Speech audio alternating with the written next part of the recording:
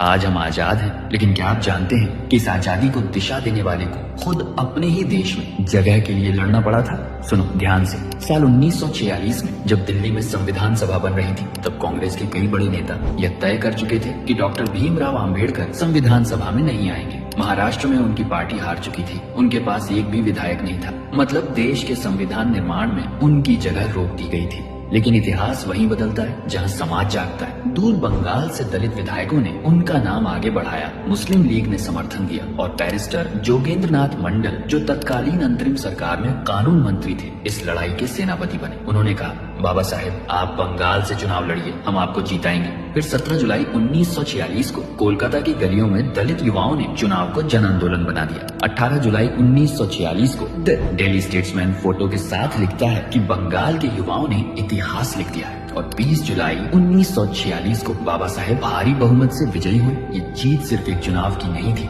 ये सदियों से बंद दरवाजे तोड़कर सत्ता में प्रवेश की घोषणा थी। लेकिन 15 अगस्त 1947 को भारत स्वतंत्र हुआ और विभाजन के साथ ही पूर्व बंगाल पाकिस्तान में चला गया। बाबा साहेब की सीट फिर समाप्त हो गई, पर इस बार पूरे संविधान सभा और अध्यक्ष डॉक्टर राजेंद्र प्रसाद को समझ आ चुका था कि यह विराट काम बाबा साहेब के बिना संभव ही नहीं। 30 जून 1947 को डॉक्टर राजेंद्र प्रसाद ने पत्र लिखकर मुंबई प्रांत से डॉक्टर अंबेडकर को चुने जाने की सिफारिश की और जुलाई 1947 में वे दोबारा संविधान सभा में पहुंचे। फिर 30 अगस्त 1947 को उन्हें ड्राफ्टिंग कमेटी का अध्यक्ष चुना गया। यहीं से संविधान की असली रचना शुरू हुई। 25 नवंबर 1949 को अंतिम बहस में बाबा साहेब बोले, स्वतंत्रता, समानता और बंधुता ये तीनों एक दूसरे पर आधारित है। एक को छोड़ोगे तो दूसरी नहीं बचेगी। उन्होंने चेतावनी दी, अगर सामाजिक समानता नहीं होगी तो राजनीतिक लोकतंत्र ढह जाएगा। अगर राजनीतिक दल अपने विचारों को राष्ट्र से ऊपर रखेंगे तो आजादी फिर खो सकती है और राजनीति में